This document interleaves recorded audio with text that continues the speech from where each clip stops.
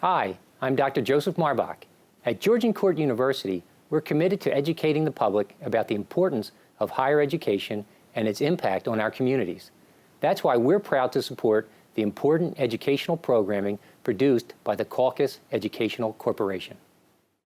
Funding for this edition of One-on-One with Steve Adubato has been provided by Georgian Court University, NJM Insurance Group, MD Advantage Insurance Company of New Jersey, Community Food Bank of New Jersey, the Russell Berry Foundation, the Northward Center, and by Adler Aphasia Center, helping stroke and brain injury survivors recover their speech. Promotional support provided by NJ.com, Small News, Big News, True Jersey, and by JerseyBites.com.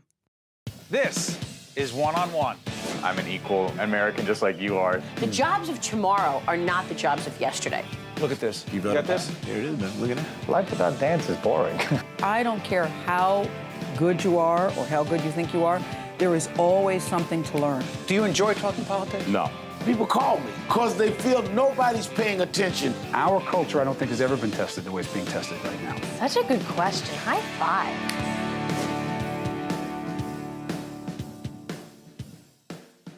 Welcome to a very special edition of One-on-One. I'm Steve Adubato. We're going to be talking to four significant, powerful, influential female leaders in this program. The first up is Michele Siekerka, President and Chief Executive Officer of the New Jersey Business and Industry Association. Good to see you, Michele. Great to see you, Steve. Let's go back. Your team did a forum, and I was honored to be a part of a discussion that I moderated on women in leadership positions. Why the forum, and why were there 400 women there, all of whom are leaders and wanting to learn more? Yeah, it was a spectacular event, and there's still a calling for it.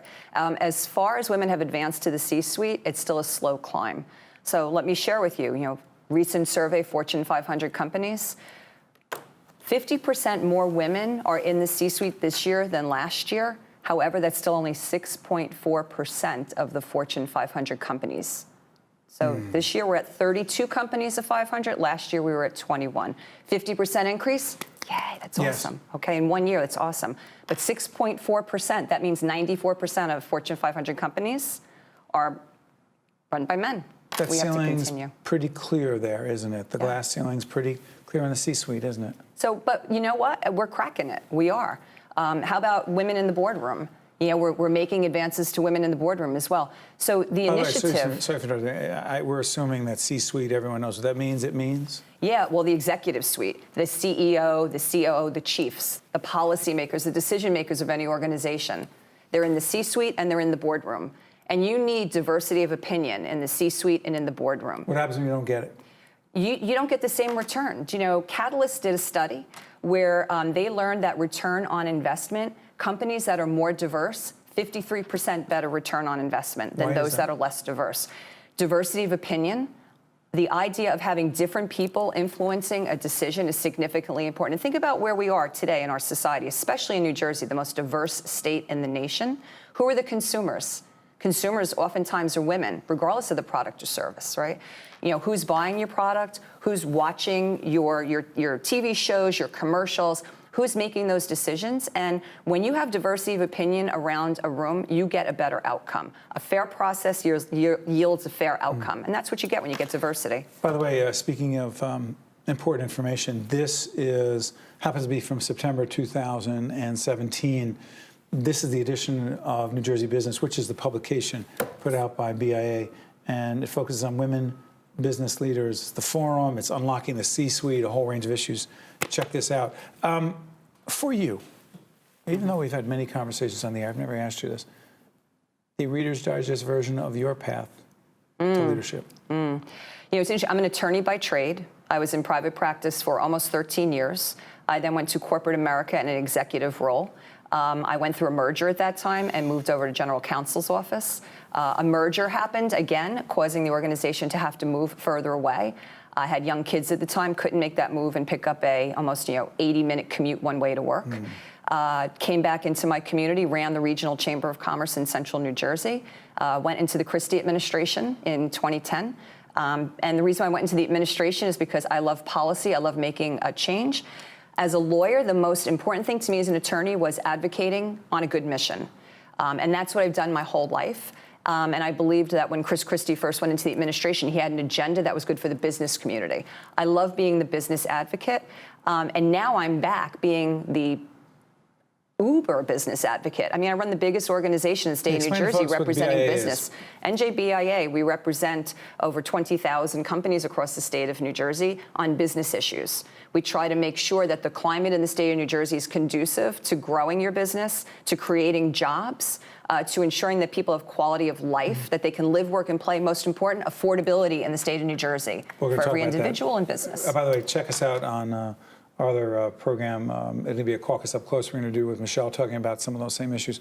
But real quick on this, what would you say the number one challenge you have faced as a woman moving up to be a leader in that process? Number one challenge? Through my process, I have always tried to make myself one of the guys.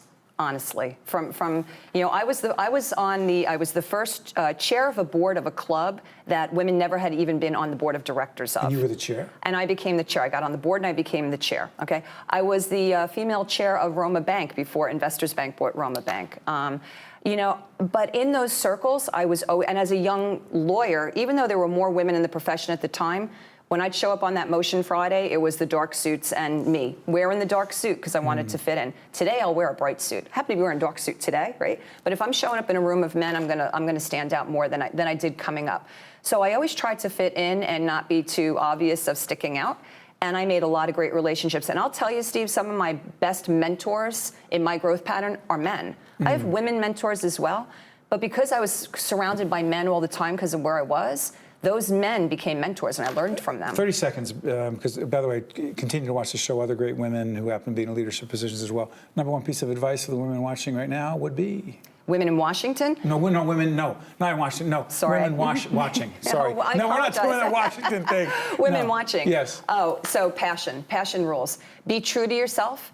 If you love what you do, and if you're passionate about what you do, you inspire everybody as a leader.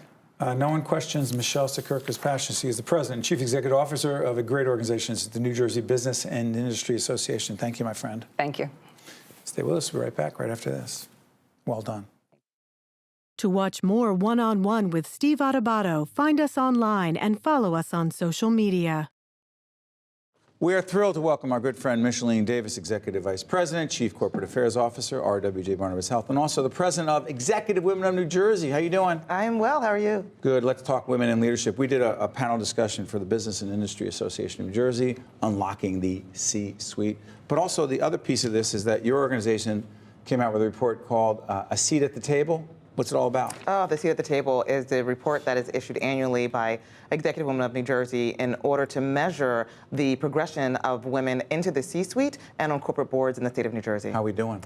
Well, there is room for improvement. That's what I will say. Listen, we just released a list recently that talked about and named 22 companies that have 3 or more women on their board. Incredibly important, and so we applaud them. But it's also to let other companies know. So-called honor roll? Absolutely, they're on the business honor roll, right? They are acting in an honorable fashion and making certain that there's diversity. Was it hard to find them? So it wasn't hard to find them. Sorry. The research and data is there. I will tell you that we had hoped to be able to name 50. We named 22.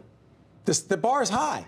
The bar should be. Okay, right? So here's the thing. When we had this discussion with our friend Michele Siekerka and the Business and Industry Association, one of the things we talked about, I was honored to moderate this panel. Michellene was a key part of it. One of the things we kept talking about is women in leadership. There are white women in leadership, and then there are women of color. And I asked, is it any different? If so, how? So it is different, Steve. I think that everything has nuance to it, right? But diversity in any area is usually, right, it has been proven to be better for business. For women of color in particular, you asked a question during that panel, which was a ton of fun, about being assertive. Sometimes our presence is literally looked at as almost being aggressive. And not assertive? Not assertive. What's the difference in people's minds? So some of it has to do with unconscious bias, my friend, which we all have. It is part of being human and being in this world, and we need for people not to be afraid of that.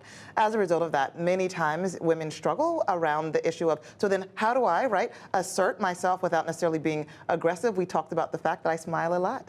I smile a lot because I think that it helps to... Strategically? Yeah, absolutely. Because I want to set a tone and tenor that lets you know that I'm only here to help, not to harm, right? right, that we can actually achieve a win-win together. Even if you're in a tough negotiation.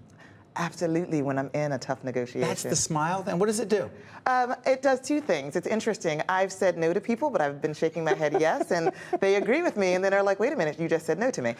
So it's interesting. What I want to do is make certain that folks understand that this is not a us versus them situation. We're all in male, this, female. Yeah, right, male, female, or any other dividing line, right? That there's win-win that's actually possible and plausible. One of the things that studies show is the fact that when there are more women on these boards, right, that the higher number of women, the more likelihood it is for them to be able to speak out and be able to literally benefit the bottom line. As opposed to being the one. As opposed to being the one. When you're the one and only, you oftentimes feel like that in every setting. And so sometimes when you speak up, you don't get the backing of others who look at you as different, separate, and apart. I do, in fact, believe that sort of leaning in and smiling and inviting Sheryl others Sandberg in. thing. You believe You got it. But, real quick, another thing.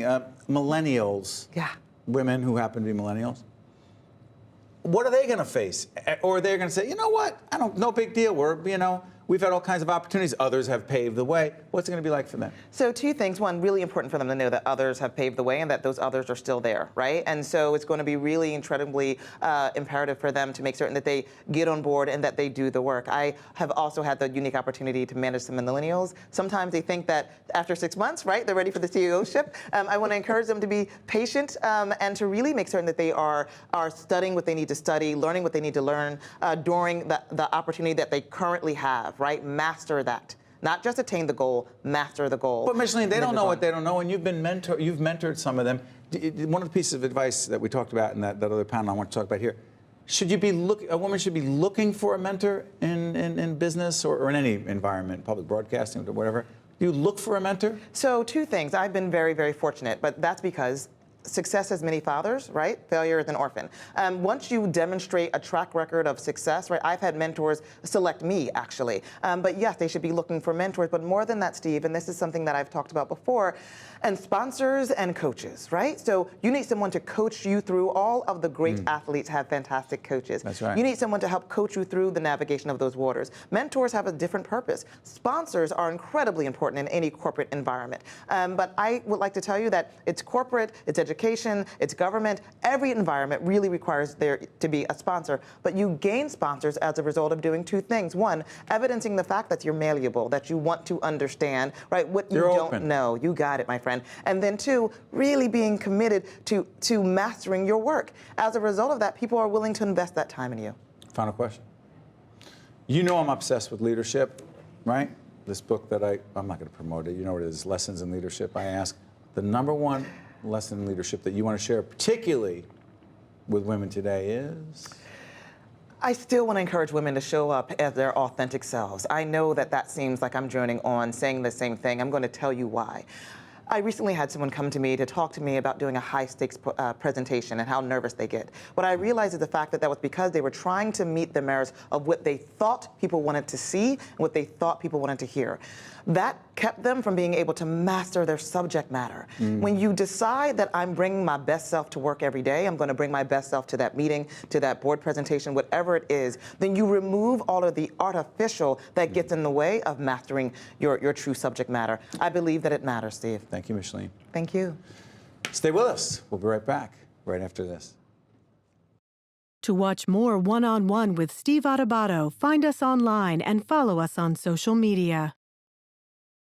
We are pleased to welcome Celest Quintana, who is owner, operator at McDonald's, an entrepreneur. She's a successful entrepreneur who just happens to be a woman. The number one key to success as a female entrepreneur is?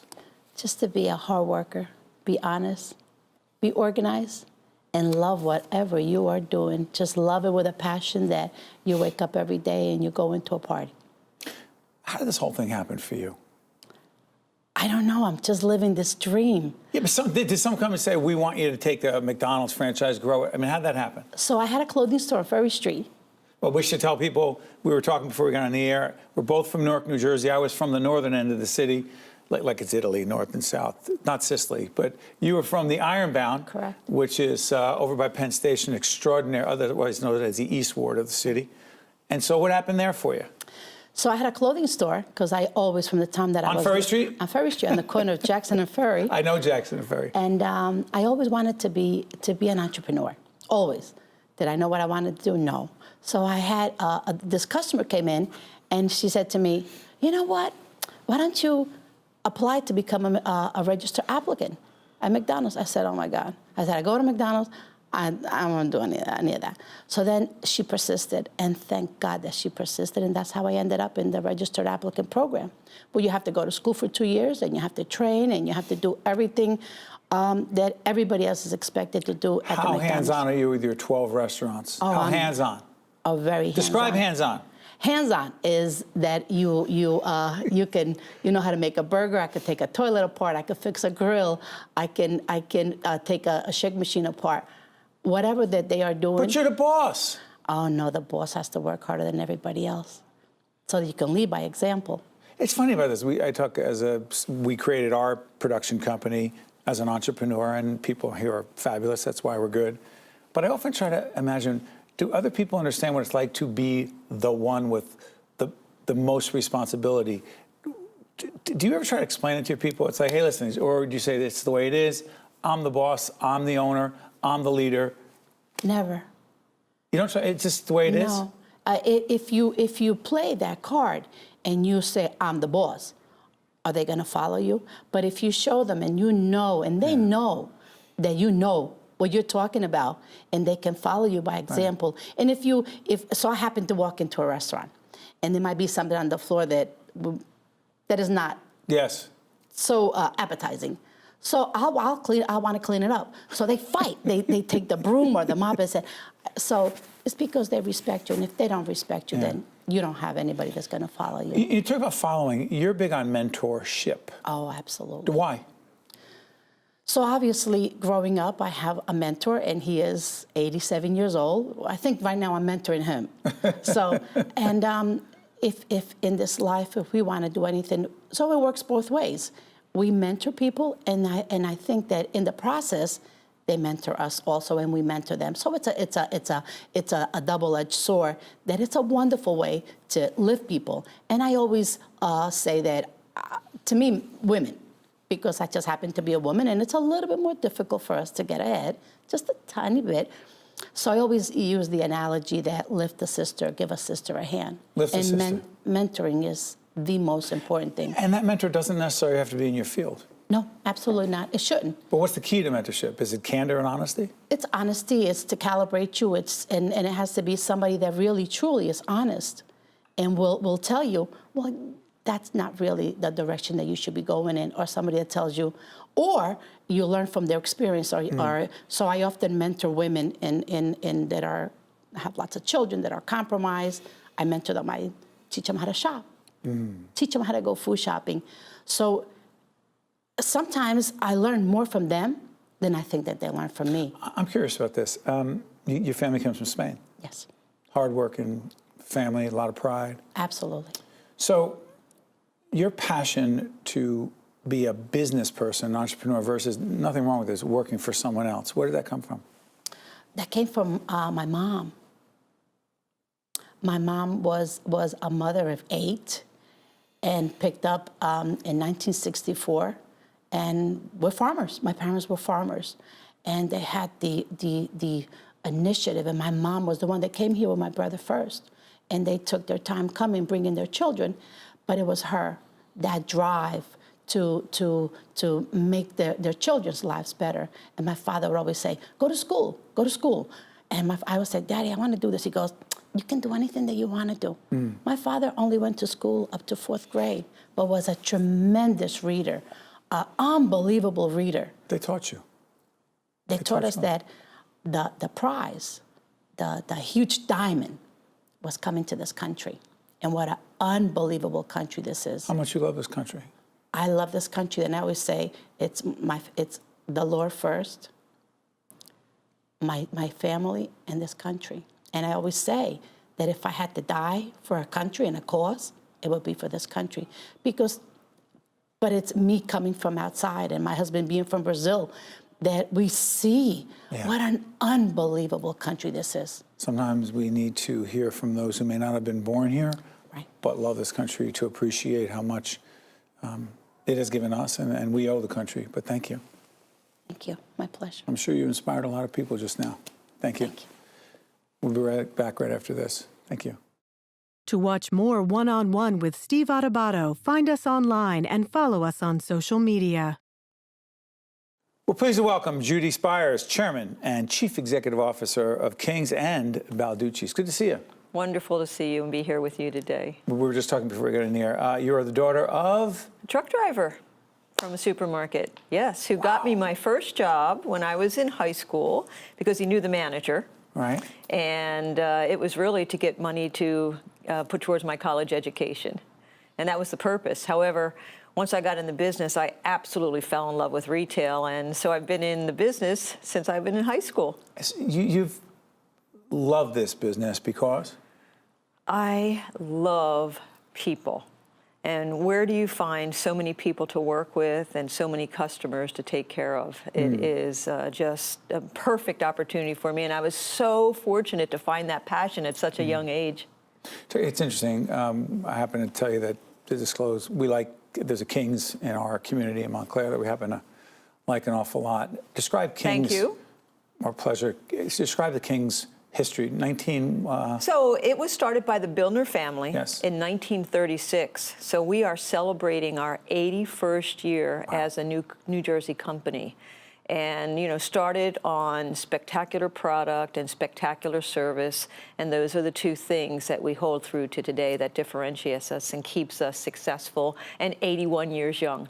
This program focuses on women who happen to be extremely successful in their careers. What would you say the number one key to the success that you've had as a leader, as an entrepreneur, as a CEO has been? Well, I first mentioned that when you find your passion, and I found my passion at such an early age, it's not like working. And I know people kid about it, and they say when you find your passion, you'll never work a day in your life. It is absolutely true, absolutely true. And, when I first went into the business, what I loved about it was the positive reinforcement of retail. You know how sales are hour to hour. You know how you can take care of customers. You know how customers are reacting. You know how your associates in the store feel. And when you get that kind of positive reinforcement, it really worked for me. Who was your mentor? I was lucky enough to work for a store manager who was in love with the business, and he had the highest standards. And, the store had to be perfectly clean. The customer couldn't wait in line. We couldn't be out of a product. And his passion made me feel that business wouldn't run without me. He made me feel so important to the business. This is a riot. I mean, the day I got married. It's not true what I heard, is it? I worked a half a day. I saw that. I thought it was a mistake. It's so funny, right? Because I just felt he made me feel that if I didn't go to work that day, that company was not going to run. And how great was that to get that feeling? And I always tried to replicate that. So I'm curious about this. With your standards being as high as they are, I'm not going to call you a perfectionist. I don't know you well enough to know that. Oh, you could do that. Just ask my husband. He'll chime in. Okay, ask my wife and you'll have the same conversation, which is not so easy for the other person. I'll just say this. What's it like for those around you knowing that your standards are like this, really high?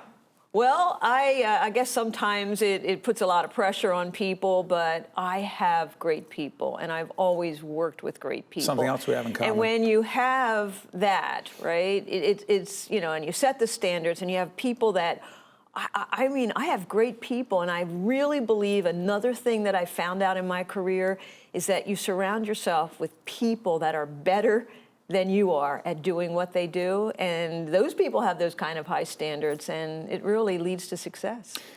The whole question of women entrepreneurship, women leadership, biggest difference, if at all, that you believe there is between being a woman who happens to be a leader and a man is? That's a very difficult question. Do you think there's a difference? I struggle with that because I've worked with lots of different kind of leaders. And it was really interesting, when I became a manager of a store, so I worked my way through and the first position in management is to be a store manager. You didn't wake up CEO. No, there's a lot of steps. There's a lot of fun steps, a lot of hard work steps. But I remember I was in a room with the store managers. We were learning. We were in for a special program that day when I was first a manager. And I walked outside the room, and an executive said to me, "How does it feel?" And I said, "How does what feel?" And he said, "To be the only one." And I said, "The only one what?" And he said, "The only woman in the room." Wow. And to tell you the truth, Steve, I never thought of myself as that. I thought of myself as a manager. I was driven to be a manager. I was driven to excel for the customers and the associates. So that's how I thought of myself. And I never, well, I'm a woman in this room and I have to think differently or I have to be differently. So that's not how I came up through my career. I do believe in supporting the advancement of people in their careers. And I've been very actively involved in the state of New Jersey in supporting women because I hate to hear negative things said that, about women's leadership style and how, for years people would say, well, it's harder to work for a woman. A few seconds left, go ahead. Not so, right? We got to support each other. We got to pat each other on the back, and we got to get out there and champion each other. You just helped a lot of people just in this interview, and Judy, I thank you so much. And you have a great operation. Thank you. Thank you. That was wonderful. One-on-One with Steve Adubato has been a production of the Caucus Educational Corporation, celebrating over 25 years of broadcast excellence. Funding for this edition of One-on-One with Steve Adubato has been provided by Georgian Court University, NJM Insurance Group, MD Advantage Insurance Company of New Jersey, Community Food Bank of New Jersey, the Russell Berry Foundation, the Northward Center, and by Adler Aphasia Center, transportation provided by Airbrook Limousine, serving the metropolitan New York, New Jersey area. One-on-One with Steve Adubato has been produced in partnership with TriStar Studios. I cry when I'm hungry because it's really hurtful to my stomach. When you feel sad that you don't have food, like at the table. I feel weird because my tummy starts grumbling. Sometimes all that makes you feel better is food.